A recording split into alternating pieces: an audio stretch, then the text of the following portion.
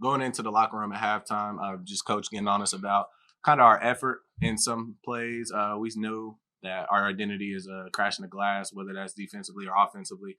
And we just had to get a little bit more of our hands on those basketballs. So that was just our biggest emphasis halftime, and we came out and displayed that. And another second half performance from you.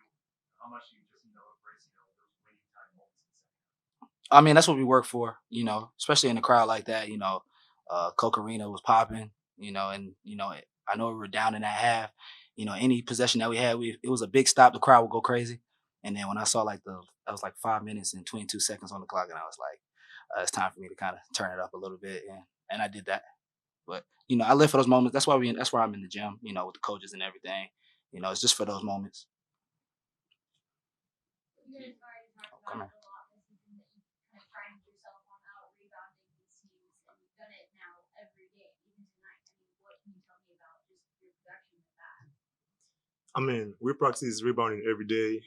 Coach put an emphasis on that every day, the guys and the bigs. So I feel like every day that's our mission to come out there and just rebound the opponent. So Kenny, you mentioned the crowd tonight. Every time there was a huge three from you or a slam from you, Okorafor, like everyone went off. I mean, what was the feeling for you guys that, especially that second half, that you were able to kind of liven up the crowd with that?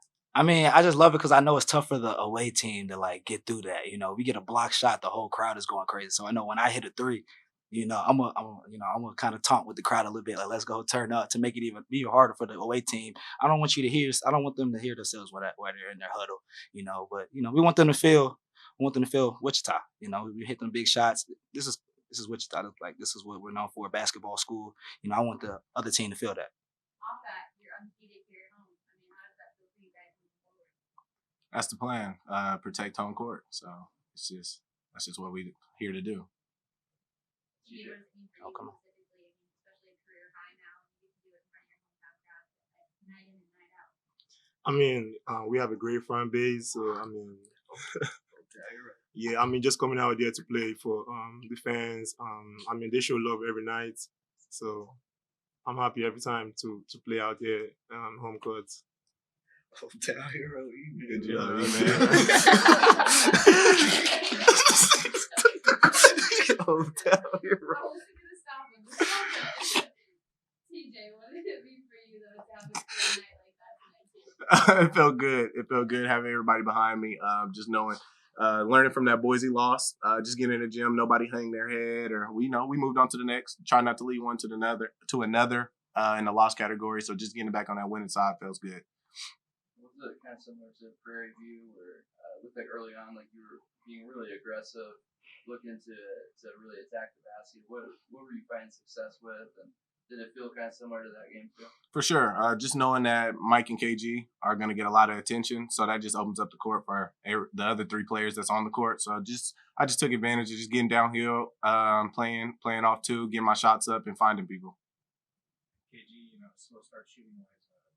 Do you feel like you just gained more confidence the more attempts you get up? I mean, I understand that the attention I get on the other end, I'm not gonna like shoot the best shots, and I'm gonna shoot like more difficult shots. So I don't ever put my head down if I miss one, because I'm most likely it's probably like contested. Or even if I miss an easy one, I'm not really, mad over it. But as the game go, I know when them last few minutes come in, I gotta be ready to go. So the whole first half, second half, that doesn't matter to me. That last meet is where I kind of just lock in. The pass is forgotten. What did you guys do to kind of shake off that slow start? And the second half that looks more like the WSU we saw at home earlier in the season. What was the biggest difference you think on offense? Just getting out and playing. Not really trying to get into our set with maybe 18, 19 seconds left. Coach just told us, like, if we get an advantage, we're gonna push. Try to get in the paint, try to attract some defense, kick out for some easier shots, and not just sit around and wait for anything, wait for them to trap, wait for us to get a play call, just going out and just play. It looked like they were, I mean, obviously you face a lot of like aggressive pick and roll coverages, a lot of people that are gonna be blitzing and hedging and stuff like that. It looked like that was the first team that's done that team wide. Like, did that take some getting adjusted to, you think, the offense? I mean, I understand like in the first few minutes, everybody's fresh, so that hard hedge is gonna be a hard hedge. Guys gonna be a lot of like really aggressive. So I just let the game go. I don't really trip over it. As the game go, I know they're gonna get tired, and I know we're in shape. So I knew they were gonna tire down, and that's why exactly what happened. That's how I got to the lane so easy. Got a few mess up. They messed up their ball screen coverage a few times, and I was able to get easy shots off of that. So not really tripping over the attention because it's gonna die down as the game goes.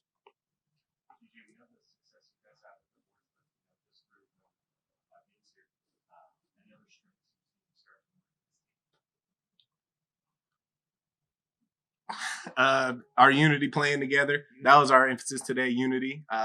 Obviously, you guys know we have a whole new team. We're just still finding things that we do, like, maybe one person like a bounce pass other than a lob. So we're just gelling together in that sense and just taking care of the ball a lot more just because of we know what the other player is going to do on the receiving end. So I'd say that's our biggest strength outside of rebounding is just playing with unity, playing together. Can you kind of explain like the screening, like when you're screening for the littles? I've noticed like they'll have you like flip it, right at the kind of the point of attack. Like, what are you looking for? Like, in your mind, like, how do you set an effective one? And like, there's a lot more that goes into it than just screening, right? I mean, I'm just trying to get my guys open and avoid fouls because I know we practice that. We practice that a lot in practice, and I know if I can get my guys like KG and Mike open, it's a 3-ball every time. And KG, just like building off that, like when he flips it there at the last second, how effective is that? And him and Will, just what makes like those screens effective for you guys? Everybody can guard the first action, so a big can always talk and say left, right, but right when that big flip it, is that big mobile enough to get to the other side? Usually the answer is probably no. Usually, even that guard, if they're both late, the guard listening. So the twist makes them like really have to talk. Like I said in my last question, as the game goes, talk gets worse. Guys get tired. So the twist just makes them guard multiple actions instead of one. EJ, how big was it for He-Man to have 11 points? I think boards off the bench tonight. It was really big for us, especially with Will going in foul trouble or just getting tired. We have a force coming in, getting deflections, getting his hands on balls, getting us second chance points. Him having 8 boards, I'm pretty sure he had like 7 deflections and kept the ball alive for somebody, me or KB, to get a rebound offensively. So he kept the game going smoothly for us. In the second half, you had a couple nice passes out of that trap. One resulted in the basket. Was that important to kind of get him off you a little bit, give you some more space? Oh, that was the plan right there. I felt like I was holding the ball a little too much off the ball screen, so I said I'm gonna be a willing passer quickly and not open it up at the end. It's pretty nice overall to come off the loss and then be able to bounce back from the first half deficit. How much does that build you guys' confidence knowing moving forward to be able to overcome the rest of the situation? It builds it a lot. Like I said, just watching the film, learning, taking care of what we needed to take care of, taking accountability of the things we didn't do. That was the biggest march for our team. Nobody hung their head on getting called out in film. Nobody pouted. Nobody did any of that. We just moved on to the next thing. Just came into this game. We was a little sluggish at the beginning, just trying to work out some mechanics. But coming into halftime, we worked it all out, and then you've seen how it went from there. And obviously, you're a different player than Will. Tell me, like, what's your mindset when you come into games? It just seems like, the intensity goes up. Like, you're just, out there flying around. What do you want to do, like, when you're on the floor? I mean, coming off the bench, I'm just coming to help the team for real. Just coming to do my job, rebounds. If it's to set screen for my guys, I do that. And I know we got a great chemistry, and I know my guys, they're not selfish. So I'm just coming out there to play hard and have fun off the bench.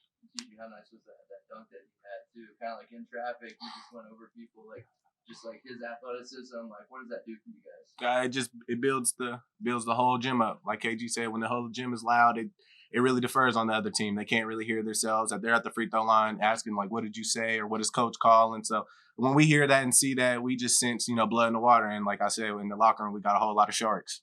Hello. It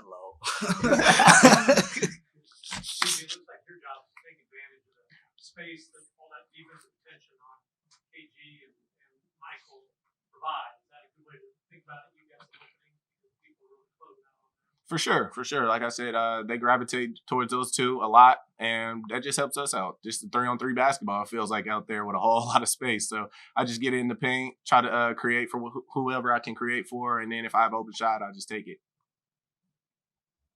And can you do like that rotation of 5, like 2 kind of different players? How nice is that to have like a 1-2 punch where you guys can play different ways, different styles, and Will's in and E-Man, just like what's that like for you guys as guards to be able to play 2 kind of different bigs? It means a lot, especially like bigs they usually come out faster and all that. But we have like there's no weak links on this team at all. We have especially we have Noah Hill as well. That can come in, but it means a lot. Get some. Say if the shot's not falling, we can go to Will and E-Man down low, and we know they're going to bring the same physicality. Every game. So it means a lot. Like especially strength in numbers.